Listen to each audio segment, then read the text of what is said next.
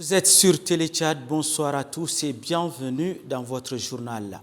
Vous le saviez qu'une délégation de parlementaires conduite par le premier vice-président de l'Assemblée nationale, Dr David Oudingar Ngarimadine, séjourne depuis quelques jours à Accra, au Ghana. C'est dans le cadre des travaux de la 4e conférence interparlementaire sur les valeurs familiales et la souveraineté. La délégation a participé activement au débat en séance plénière visant à finaliser et adopter la charte africaine sur la famille. Adoumbe Hortense. En salle de plénière de l'Assemblée nationale du Ghana, les travaux de la 4e conférence interparlementaire sur les valeurs de la famille et la souveraineté prennent un tournant décisif. Les parlementaires venus des 20 pays d'Afrique réunis en hémicycle évoquent la nécessité de redéfinir la structure familiale et de repenser un mode de vie sain adapté au continent. À ce propos, les débats ont abordé la souveraineté éducative, la souveraineté sanitaire, la souveraineté alimentaire, culturelle et religieuse de l'Afrique. À travers des panels organisés, un temps de parole est accordé à chaque panéliste pour présenter à la plénière la situation de son pays. À travers ces débats riches et fructueux, les opportunités, les potentialités, les diversités culturelles de l'Afrique ont été présentées et les menaces extérieures qui mettent en péril ces richesses ont été longuement décriées. Le Tchad, invité d'honneur à cette conférence, a activement participé à ces échanges d'intérêts communs. Les députés Al-Hadj Choroma et Dr Awatif Tidjani Koiboro, membres de la délégation, ont évoqué respectivement la nécessité de développer davantage l'élevage aux côtés de l'agriculture pour assurer et garantir l'autosuffisance alimentaire en Afrique et l'importance de canaliser les impacts négatifs des nouvelles technologies sur le devenir des jeunes. Toutes ces thématiques abordées et développées à cette plénière seront adoptées et insérées dans la charte africaine sur la protection de la famille, la souveraineté et les valeurs. Un projet de document conçu et élaboré d'un commun accord pour préserver, protéger et renforcer la famille africaine, façonner les individus, défendre les valeurs religieuses de l'Afrique et transmettre aux générations futures le capital humain susceptible de stimuler le développement. Oh Africa, united we stand, protecting the future of our land. Together, one voice, one hope, one destiny. Africa's the future. Et on l'apprend que les rideaux sont définitivement tirés à Accra sur les travaux de la 4e conférence interparlementaire africaine sur les valeurs familiales et la souveraineté. Ces travaux ont débouché à l'adoption de la charte africaine sur la famille. Le Tchad, représenté par le premier vice-président de l'Assemblée nationale, Dr David Oudingar Ngarimadine, fait partie des pays signataires du communiqué final des 10 travaux. Retrouvons une fois de plus Adoumbe Hortense. Cette session plénière, la charte africaine sur la famille initiée lors des précédentes conférences interparlementaires tenues en Ouganda est remise sur la table. Un document de 29 pages subdivisé en 26 articles dont le contenu exprime clairement les inquiétudes et les préoccupations des gouvernements et des chefs d'État de l'Union africaine sur la perte des valeurs familiales et les normes culturelles en Afrique menacées par les idéologies étrangères. Raison pour laquelle, d'un commun accord, les représentants des peuples africains ici réunis décident de faire entendre leur voix et réaliser les aspirations de leurs populations respectives. Après une étude approfondie du document, certains points ont été retouchés, des dispositions analysées, quelques articles modifiés puis amendés. Un exercice qui a pour but d'influencer les normes internationales à travers un retour à la source collective et affirmer pleinement la souveraineté du continent africain dans le concert des nations. Après avoir suivi de bout en bout les avis des uns et des autres, à la lumière des amendements apportés, le document a été validé. Pour le rendre plus crédible, les organisations de la société civile constituées des avocats, des défenseurs des des droits humains, des leaders religieux et les représentants des chefs traditionnels, dépositaires des us et coutumes présents à cette plénière, se sont tour à tour exprimés pour approuver et soutenir cette charte jugée nécessaire pour le devenir de l'Afrique. La plénière a enfin décidé d'adopter à l'unanimité la charte africaine sur la protection de la famille, de la souveraineté, des valeurs religieuses et culturelles, après quoi il sera soumis à l'approbation de l'Union africaine en vue d'une éventuelle promulgation. Une parfaite incarnation de la volonté collective des gouvernements et des aspirations des peuples devrait relever le premier vice-président de l'Assemblée nationale, Dr David Oudéingar Ngarimadine, qui a confié en outre que cette rencontre est la plus importante car elle marque l'adoption de la charte qui impose et fait entendre la voix de l'Afrique. Dans le communiqué final rendu public par la présidente du Sénat de la Swatini, les participants ont exprimé la nécessité de mobiliser tous les dirigeants africains, les législateurs, les organisations de la société civile et les citoyens à défendre l'indépendance de l'Afrique dans la définition de ses valeurs, de ses législations, de ses politiques, de ses décisions et de son destin. Il recommande par ailleurs l'établissement du caucus des associations parlementaires nationaux sur la famille au sein des États membres pour mieux soutenir la mise en œuvre, le plaidoyer et le suivi de l'exécution de cette charte. Des motions de remerciement ont enfin été adressées au président de la République du Ghana, John Dramini Mahama, pour son soutien, l'honorable Alban Soumana Kingsford Bagbing pour l'accueil réservé aux participants, ainsi que les présidents et chefs de délégation pour leur participation active. D'un commun accord, il a été décidé que la 5e édition de la conférence interparlementaire africaine sur la famille, la souveraineté et les valeurs soit abritée en mai 2027 à Ouagadougou, au Burkina Faso. Merci à Doumbé Hortense. Sensibiliser les jeunes futurs cadres sur les enjeux de la bonne gouvernance et de la lutte contre la corruption, c'est l'objectif de la conférence débat animée par le contrôleur général de l'autorité indépendante de lutte contre la corruption, Ousmane Abderrahmane Djougourou. Thème au centre des échanges, lutte contre la corruption, bâtir une administration efficace au service du citoyen à travers la bonne gouvernance. Compte rendu, Fatimé Mamat. À la faveur de cette conférence débat intitulée « Lutte contre la corruption, bâtir une administration efficace au service du citoyen à travers la bonne gouvernance », l'occasion est saisie par le modérateur Youssouf Tom de rappeler à l'auditoire ce thème dont l'objectif est d'une importance capitale pour le développement du pays et le renforcement de confiance entre l'administration politique et les citoyens. Animé par le contrôleur général de l'autorité indépendante de lutte contre la corruption, Ousmane Abderrahmane Djougourou, cette conférence a permis d'aborder les différentes formes de corruption qui gangrènent les institutions publiques, leurs conséquences sur la gouvernance ainsi que les mécanismes permettant de prévenir et de combattre ce fléau. On parle toujours, tous les hommes politiques qui viennent vers les jeunes vont claironner l'égalité des chances, l'égalité devant la loi. Tout le monde sont égaux. Au cours de son exposé, le conférencier a insisté sur les valeurs d'intégrité, de transparence et de responsabilité qui doivent guider l'action des agents de l'État. La conférence a été marquée par une forte participation des intervenants qui ont aussi saisi l'opportunité pour poser des questions et partager leurs préoccupations sur les défis liés à la lutte contre la corruption. Au terme, le conférencier Ousmane Abderrahmane Djougourou s'est voulu rassurant. Il les encourage à devenir des acteurs du changement en adoptant des comportements exemplaires et en œuvrant pour une administration efficace et transparente au service du citoyen. L'actualité de ce soir nous amène également à la Maison nationale de la femme où se sont réunis les cadres, les acteurs plutôt de la filière lait. Ensemble, ils célèbrent en différé la journée mondiale du lait à l'initiative de la coalition Mon lait est local et ses partenaires. Une journée qui se célèbre le 1er juin de chaque année. Le ministre de l'élevage et de la production animale, professeur Abderrahim Awad Ataïp, a pris part à cette célébration. Thomas Mandjali.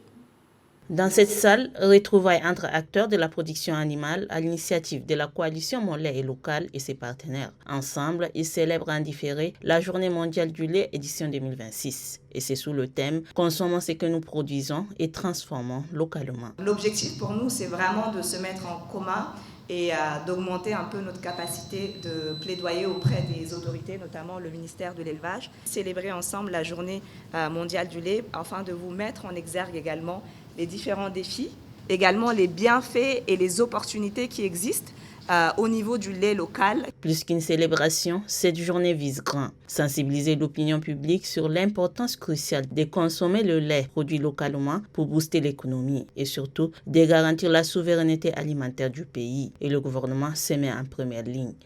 Nos priorités sont claires. L'amélioration de la productivité à travers une meilleure couverture sanitaire du cheptel et l'accès à une alimentation animale de qualité, même en période de soudure, la valorisation du potentiel local par l'appui à la création du centre de collecte. Puisque le Tchad est un pays d'élevage par excellence, les acteurs de la production animale misent sur une synergie d'action afin de promouvoir cette filière et lui garantir une place du choix dans l'économie agro-pastorale. Dans l'actualité, ce soir également, 5 membres du collège de la commission de surveillance du marché financier de l'Afrique centrale ont prêté serment devant la Cour de justice de la communauté économique et monétaire de l'Afrique centrale. Cette audience solennelle a vu la présence de plusieurs autorités judiciaires nationales et de la sous-région. Diane Altengar. Devant cette assemblée des personnalités de la communauté économique et monétaire d'Afrique centrale réunies dans cette salle, la commission de surveillance du marché financier de l'Afrique centrale accueille 5 nouveaux membres, marquant officiellement le début de leur mandat au sein de cette institution.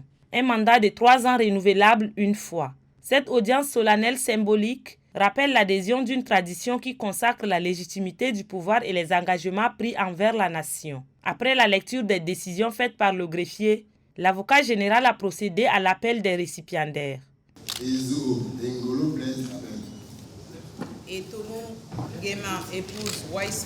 Pour la présidente de la séance, cette audience solennelle des prestations de serment marque une étape déterminante dans le parcours professionnel des récipiendaires. Elle rappelle également les devoirs qui les incombent tout en soulignant que cette cérémonie n'est pas qu'un simple engagement formel, mais une véritable promesse. Il vous appartient de savoir trouver le juste équilibre entre l'exercice de vos compétences et la coopération nécessaire à la réussite collective de votre mission.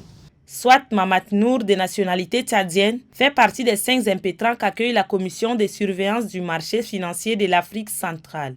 Ils ont pour mission de surveiller et régulariser le marché financier de la zone CEMAC, protéger l'épargne des investisseurs et mettre en lumière les émetteurs et le respect des règles. Sachez aussi que le directeur général adjoint du budget, Saleh Abakar Zen, a clos les travaux de la 13e édition du Forum des hauts fonctionnaires des budgets des États membres de l'Afrique centrale. La rencontre a regroupé les hauts fonctionnaires des finances des 19 États membres de l'Afrique centrale et de l'Ouest. Youssouf Abderrahmane Aligad. Les travaux de la 13e édition du Forum des hauts fonctionnaires du budget des États membres de l'Afrique centrale, FOGBAC, élargi à ceux de l'Afrique de l'Ouest, ont été achevés avec satisfaction.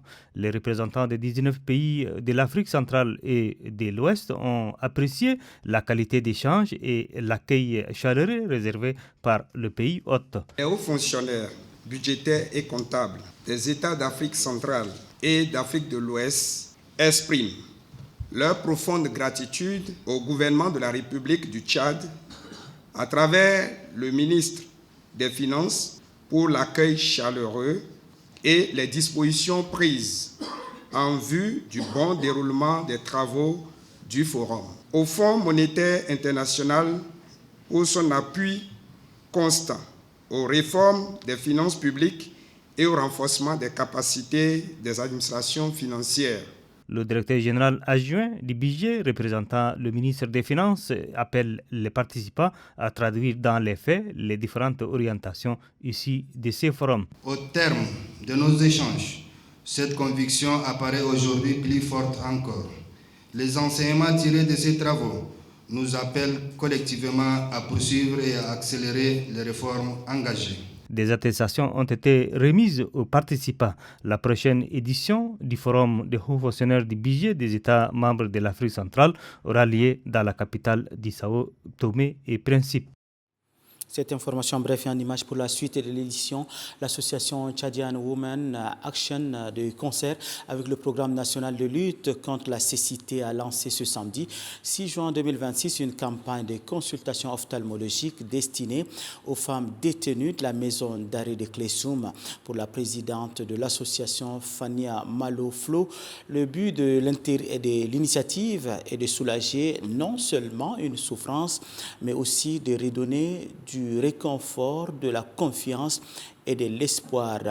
Adoum Godikadam, directeur de la maison d'arrêt de Klessoum, quant à lui, souligne que ce geste de l'association est un message fort de solidarité à l'endroit de la population carcérale.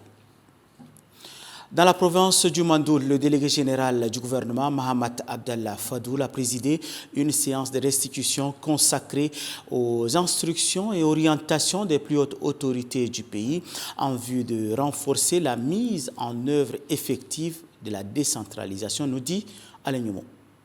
Les représentants de toutes les composantes socio-professionnelles ont répondu présents à l'appel du délégué général du gouvernement pour suivre cette importante communication. Communication essentiellement axée sur la sécurité, la restauration de l'autorité de l'État et la cohésion sociale. Dans le domaine de la sécurité, il nous a demandé de renforcer et d'accroître la veille sécuritaire dans toute la province. Des réunions périodiques de coordination de sécurité entre autorités administratives, forces de défense et de sécurité, chefs traditionnels et religieux devront être tenus dans chaque département et chaque sous-préfecture.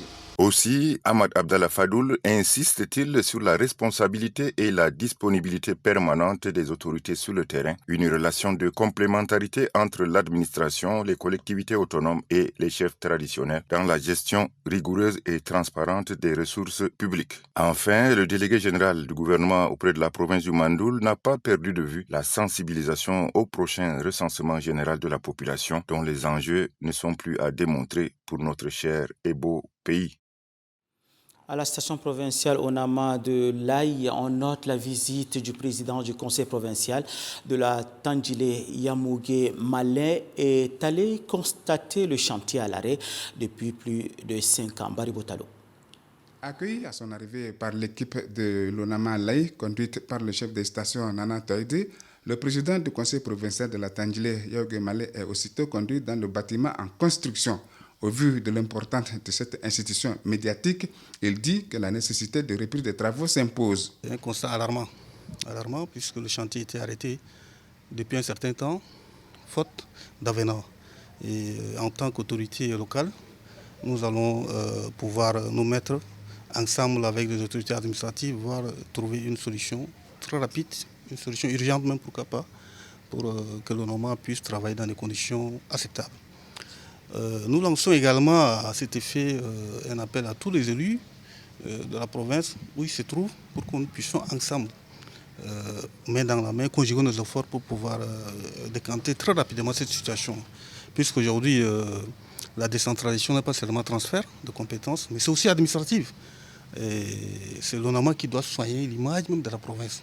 La visibilité de la province, c'est à travers la communication. Alors si aujourd'hui, nous ne travaillons pas avec l'ONAMA, on ne saura pas les actions que nous posons sur le terrain. Et notre province est une province doublement enclavée, de l'intérieur comme de l'extérieur. Il n'y a que la communication qui pourrait nous desservir. Après la visite du siège, Yamougué Malais s'est rendu également dans la salle qui tient lieu du bureau provisoire de l'Onama Laï. Dans le Mayo-Kébi Est, le président du conseil provincial Mamat Ramadan Amin s'est rendu à Béré. Sur place, il a rencontré les familles affectées par les récents conflits intercommunautaires pour leur exprimer sa solidarité. Remadi Sylviane Matingar. Cette visite a pour but de présenter les condoléances aux familles des victimes des événements douloureux survenus le 20 mai dernier dans la province du Mayo-Kébi Est, département de Monthili dans la sous-préfecture de Nangui-Goto, suite d'un regrettable conflit intercommunautaire entre les Massa et les Peuls.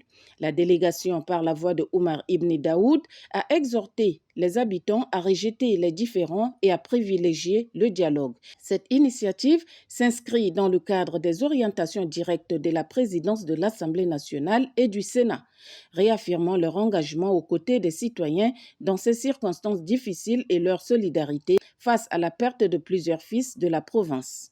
Au cours des 2 visites, les membres de la délégation ont adressé des messages exhortant les populations à faire preuve de sagesse, à abandonner les querelles inutiles, les conflits et à respecter les autorités traditionnelles en suivant les conseils des notables. Ils ont également appelé les 2 parties à rejeter les discours de haine, principal moteur de l'aggravation des crises, et à promouvoir la culture de l'acceptation de l'autre ainsi que les valeurs du vivre ensemble dans la province. À l'issue de la visite et dans un esprit de solidarité, le sénateur Oumar Ben Daoud a donné des enveloppes aux familles touchées des 2 côtés. C'est un geste symbolique qui vise à compatir et à soutenir les efforts de réconciliation. Un conflit foncier opposant 2 communautés dans la localité de Nergimunga, située à la frontière entre les provinces du Kanem et du Hadjar Lamis, autour d'un puits a nécessité la descente sur le terrain des autorités des 2 provinces sur place. Les responsables administratifs ont procédé au constat d'usage afin de mieux cerner les causes du différend. À l'issue de cette mission, le puits au centre du litige a été détruit. Reportage Moussambodou Abdoulaye. À l'origine du problème, comme l'ont expliqué les différentes parties prenantes, l'implantation d'un forage non autorisé à Nergimunga, une zone de pâturage située à 3 km au sud-est de Kakari dans le Kanem Est. Ce projet controversé est orchestré par un homme âgé d'une 60aine d'années et ex-résident du village d'Ougoulei. Selon ce dernier, l'autorisation de s'installer dans ce nouvel espace lui a été délivrée par le chef de canton Yoworda dans le Bar El Ghazel Ouest. Après constat et concertation avec les 2 parties, les délégués généraux du gouvernement Issaka Koti Yacoub et Adou Mustafa Brahimi ont décidé, conformément au message du 31 décembre 2024 du ministère de l'administration du territoire, de déguerpir toutes les installations existantes pour éviter des querelles ou des conflits. Partie d'une seule personne qui a une malentendu avec ses frères au village. Au lieu de prendre une autorisation au niveau du CANEM, il est parti prendre une autorisation de forage ou une autorisation du chef de canton du côté du Barekazal. C'est ça qui avait amené le problème. Chose faite avec le concours et l'engagement des autorités administratives et traditionnelles présentes. Nous, ce qui nous préoccupe, c'est la sécurité de la population. Et la sécurité n'a pas de frontières, n'a pas de limites. Ensuite, les 2 représentants du chef de l'État, accompagnés du représentant du sultan du Kanem, Mala Alifa, ont insisté sur le respect de l'autorité de l'État et précisé que la terre appartient à l'État. Après avoir tranché le différend qui a prévalu, un procès verbal a été établi entre les 2 parties. Les préfets du Kanem Est et du Bar El Ghazel Ouest sont chargés de veiller à la sécurité de ces sites. Sachez aussi qu'une pluie torrentielle s'est abattue dans la nuit du 2 juin 2026 sur la ville de Dourbali, causant d'importants dégâts humains et matériels. Le bilan provisoire fait état de 4 morts et de plusieurs blessés. Face à cette tragédie, le délégué général du gouvernement auprès du Chari Bagirmi, général Azem Bermandoua Agouna, s'est rendu sur place pour exprimer sa compassion et solidarité aux familles endeuillées. Reportage Makiambaye Banoji. 4 morts, 14 blessés et d'importants dégâts matériels. C'est le bilan de cette pluie accompagnée d'un vent violent qui s'est abattu le 2 juin à Dourbali et ses environs. Ne pouvant rester indifférent face à ce drame, le délégué général du gouvernement auprès de la province du Chari Bagirmi, le général Azem Bermandoua Agouna, a effectué le déplacement de Dourbali. À ses côtés, le président du conseil provincial du Chari Bagirmi, Abaramat Oudatala, et le préfet du département de Dourbali. Le général Azem Bermandoua Agouna est allé dans un premier premier temps présenter les condoléances aux familles des victimes et leur exprimer toute la compassion du gouvernement. Le général Azem Bernandois et la délégation qui l'accompagne se sont ensuite rendus à l'hôpital des districts de Dourbali où sont admis les personnes blessées. Cette descente du délégué général du gouvernement est saluée par les familles des victimes qui voient en cette visite une marque de solidarité et d'affection du représentant du chef de l'État dans la province. Le général Azem Bernandois a souhaité à chacun d'eux prompt rétablissement et les rassure du soutien du gouvernement de la 5e République. Le président du conseil provincial du Chariba Guermi Abaramat Oudatala, de son côté, rassure que les dispositions seront prises pour acheminer les victimes dont leur cas nécessite une évacuation dans des formations sanitaires appropriées et leur promet également une assistance sociale. Lancement ce samedi du Cinéforum axé sur les dangers de la migration. C'est une initiative de l'association United YAF pour la relève du développement du Tchad dans le cadre du projet Yes Enjeu, engagement de la jeunesse du Sahel. Habiba Debakalo. Les jeunes se sensibilisent autour d'une question majeure, la migration irrégulière. Cette cérémonie organisée par United Youth pour la relève du développement du Tchad vise à braquer les projecteurs sur les enjeux de la migration des jeunes. À travers la projection d'un support audiovisuel, Cinéforum conscientise la jeunesse tchadienne sur la migration clandestine et son impact sur le développement socio-économique du pays. Nous avons estimé qu'il était important de créer un espace de dialogue, de sensibilisation et de réflexion permettant aux jeunes de mieux comprendre les réalités migratoires et réfléchir ensemble aux alternatives possibles. C'est tout le sens de ce cinéforum. C'est un concept qui anime, tente et attire la jeunesse africaine actuelle qui, face à la précarité des conditions de vie, pense trouver l'Eldorado en choisissant la migration clandestine. Ces hommes et ces femmes viennent de tomber ou de se jeter à la mer.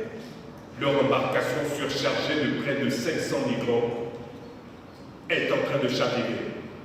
C'est beau de rêver, mais ce rêve a des prix à payer. Parfois, c'est une aventure sans lendemain, parfois c'est de regret. Cette approche rejoint pleinement les efforts du gouvernement du Tchad en faveur de l'emploi des jeunes, de l'entrepreneuriat et du développement du capital humain, notamment à travers sa conclusion, je cite, « La migration irrégulière est un frein majeur au développement économique et social du Tchad. Elle prive notre pays de ses forces vives, de ses talents, de ceux qui devraient construire l'émergence de demain. » Marqué par la présence des membres du gouvernement, des élus du peuple, des conseillers à la présidence, des leaders de la société civile et une forte mobilisation de la jeunesse, cette cérémonie a été riche en informations.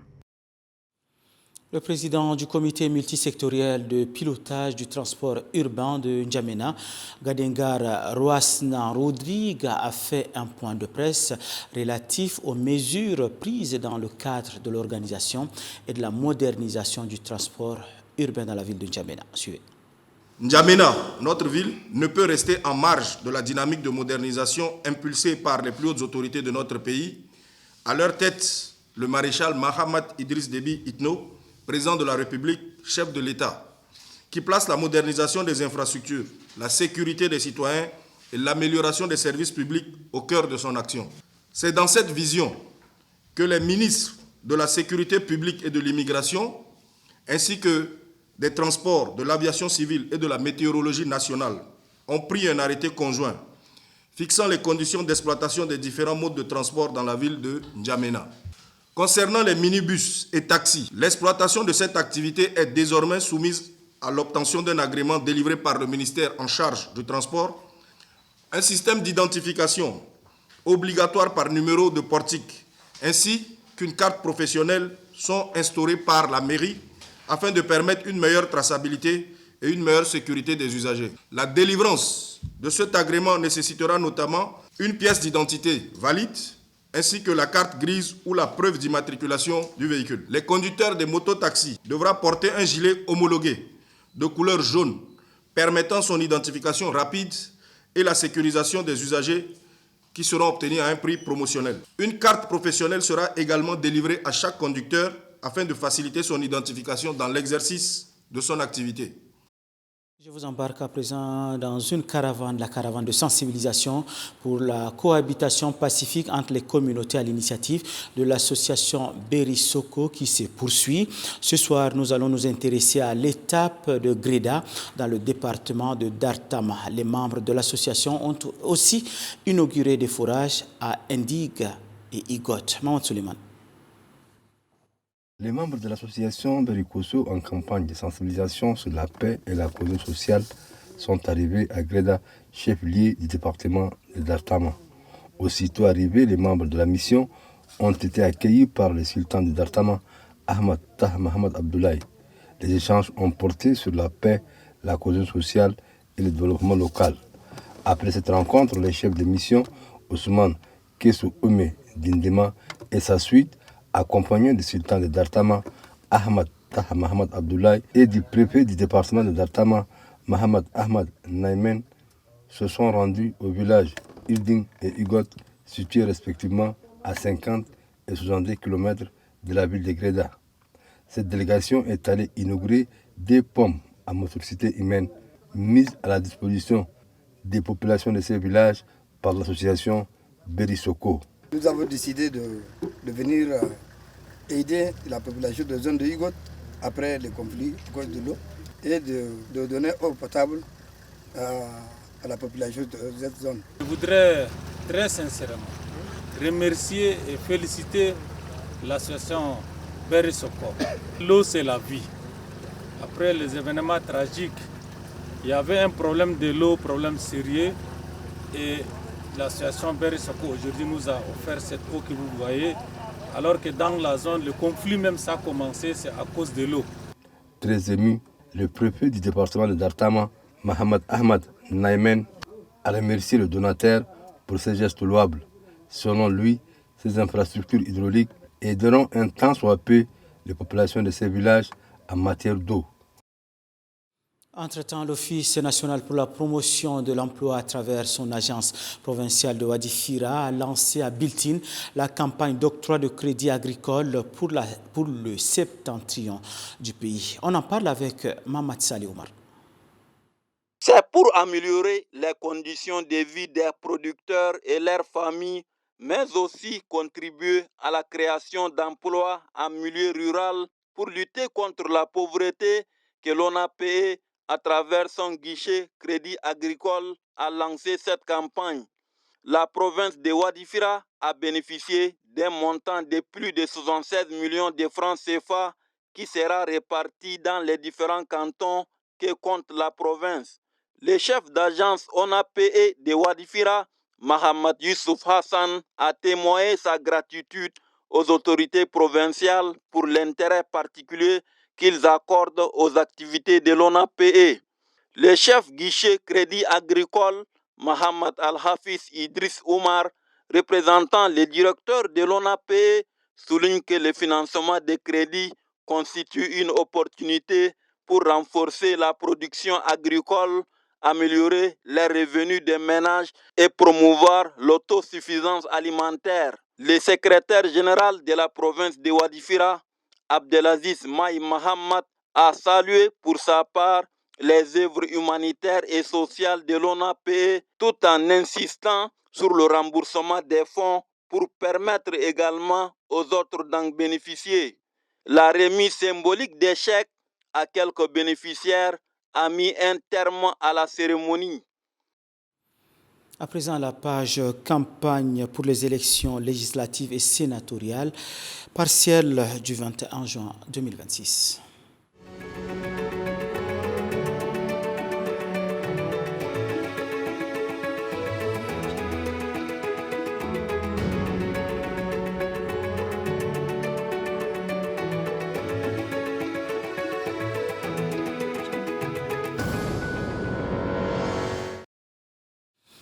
Le candidat du mouvement patriotique du salut pour les élections législatives et sénatoriales partielles a eu une réunion à Mandalia avec les conseillers communaux. Cette rencontre marque donc le lancement de sa campagne en vue du scrutin du juin prochain. Par Elaï Donstan. Campagne législative et sénatoriale partielle, chaque candidat a sa stratégie. Le candidat du parti MPS, Mouvement patriotique du salut pour le compte de la province du Chari-Bagrimi, a opté pour une rencontre d'échange avec les conseillers municipaux et les délégués. Cette rencontre qui marque le lancement des activités a réuni les militants du MPS de la province du Chari-Bagrimi, les cadres et les militants d'autres provinces venus soutenir le candidat de leur formation politique. Face à ces diverses couches de la société, le candidat du MPS dévoile sa vision. Si je sollicite aujourd'hui votre suffrage, c'est avec la ferme volonté d'être un sénateur de proximité, un sénateur à l'écoute, un sénateur engagé au service du Chari-Bagrimi et de la République dans son ensemble. Notre pays connaît sous la haute impulsion de son Excellence le maréchal Mahamat Idriss Déby, président de la République, chef de l'État, président national du mouvement patriotique du salut, une dynamique de transformation profonde. Partout à travers le territoire national, des chantiers structurants sont engagés. Des réformes ambitieuses sont mises en œuvre. Des actions concrètes sont conduites pour renforcer la paix, la stabilité, le développement économique et la cohésion sociale. Le Chari-Bagrimi est pleinement associé à cette vision de modernisation et de développement. Il nous appartient collectivement d'accompagner cette dynamique et de veiller à ce que les attentes de nos populations soient prises en compte dans la politique publique nationale. Un autre sujet abordé lors de cette rencontre, le développement de la province du Chari-Bagrimi. Et le candidat est conscient. Mon engagement repose sur 3 priorités essentielles. Premièrement, être le porte-voix fidèle des collectivités territoriales du Chari-Bagrimi. Si vous m'accordez votre confiance, je m'engage à porter avec détermination les préoccupations de nos communes, de nos départements et notre province au sein de la Haute Chambre. Deuxièmement, accompagner le développement équilibré de notre province. Troisièmement, soutenir la mise en œuvre de la vision du chef de l'État et consolider l'unité de notre famille politique. Les militantes et militants fortement mobilisés pour soutenir cette candidature se sont relayés pour saluer la qualité intrinsèque de leur candidat. Pour eux, Bichar Abdraman Moussa est un militant engagé qui a consacré son énergie et ses expériences pour la bonne marche du parti MPS. Une raison de plus qui a amené les responsables de cette formation politique à faire le choix sur sa personnalité. Ils ont exhorté les conseillers municipaux et les délégués à porter un vote massif au soir du 21 juin prochain. À la suite des militants, le directeur de campagne, Amata Pacha, avec un spécimen en main, n'est pas resté indifférent. S'inscrivant dans cette logique, il a notifié que Bichar Abdraman Moussa, candidat pour les sénatoriales, incarne le développement de la province du Chari-Bagrimi.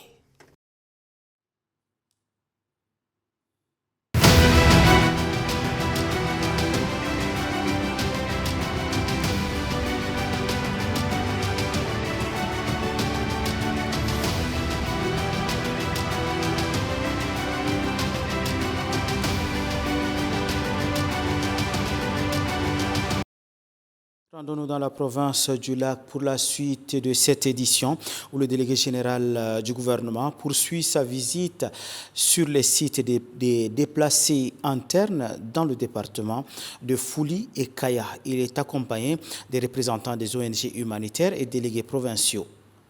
Bachar Yaya Isanga. Chercher à évaluer le nombre de déplacés internes, savoir dans quelles conditions ils vivent et les besoins qu'ils attendent du gouvernement, tel est l'objectif de la mission du premier magistrat de la province du Lac, le général Saleh Agartigani. Venus des différentes îles de la province, ces hommes, femmes et enfants nécessitent une assistance d'urgence. La descente sur le terrain du délégué général du gouvernement auprès de la province du Lac, le général Saleh Agartigani, en est une réponse à l'appel des déplacés. Après avoir visité le site dans le département de Fouli, vient le tour du département de Kaya. Accueilli à l'entrée de Bagasoula par le préfet du département de Kaya, Haki Choukou, la délégation s'est rendue au site de Fourkouloumde. Ici, les déplacés internes se disent qu'ils ont tout laissé derrière eux. Actuellement, ils ne savent à quel sein se vouer. Mais avec l'arrivée du premier magistrat de la province, ils sont rassurés. L'estimation de ces derniers est de 9600 âmes. Le premier magistrat de la province a précisé que le président de la République, chef de l'État, le maréchal Mahamat Idriss Déby Itno, est au courant de votre situation. C'est pourquoi il a instruit le ministère de l'Action sociale. Ainsi, les vivres et non-vivres sont déjà en route. Dans le même ordre d'idées, il a demandé aux déplacés internes d'informer l'administration, car les complices de la secte Boko Haram peuvent s'infiltrer dans le camp. Doum n'est pas loin. Ici, y vivent 2100 âmes dépourvues de tout. Ainsi, l'aide est indispensable. Le premier magistrat de la province, le général Saleh Agartidjani, a rassuré les déplacés internes et les appelle à s'organiser en groupement afin de bénéficier de vivres et non-vivres. Le site de Baboul 3 est la dernière étape qui accueille 1860 déplacés. L'OIM, l'Organisation internationale des migrations, a déjà fait le premier pas en mettant à la disposition des déplacés des bâches et des couvertures. La distribution s'est faite en présence du premier magistrat de la province, le général Saleh Agartidjani, les autorités administratives, civiles et militaires, l'ensemble des acteurs humanitaires et les délégués provinciaux concernés. Le premier magistrat de la province n'a pas manqué d'expliquer l'instauration de l'état d'urgence et confirmer que les forces de défense et de sécurité contrôlent la situation. Et cet atelier national d'échange sur la mise en œuvre de la décennie des Nations Unies pour l'agriculture familiale au Tchad, c'est le directeur général adjoint du ministère de la Production et de la Transformation qui a présidé la cérémonie. Je nomme Laoui Josiane. Durant 3 jours, les acteurs de l'agriculture venant des provinces et de N'Djamena échangeront sur la mise en œuvre de la décennie des Nations Unies pour l'agriculture familiale au Tchad. Objectif recherché, la mobilisation des acteurs, la mise en application des ODD et l'élaboration d'une feuille de route pour les processus de plan d'action national, souligne le directeur général adjoint du ministère de la Production agricole. Le gouvernement du Tchad entend souvenir l'agriculture familiale se traduit sur la vision 2030, le Tchad que nous voulons. Les orientations du plan d'action de PND et Tchad Connexion 2030, ainsi la volonté du chef de l'État sur les PND, les 12 chantiers et les 100 actions sur lesquels axés sur le développement rural, sur la mise en œuvre et l'autosuffisance alimentaire. Kolian Palebele, représentant de la plateforme régionale des organisations paysannes d'Afrique centrale, PROPAC, quant à lui, rassure que cette formation étalera à la communauté internationale non seulement les enjeux de l'agriculture familiale, mais également des énormes contributions. L'Université de Moundou a organisé une conférence internationale sur l'autonomisation financière des femmes en milieu rural africain. On en parle avec Nodjilar Kalorine.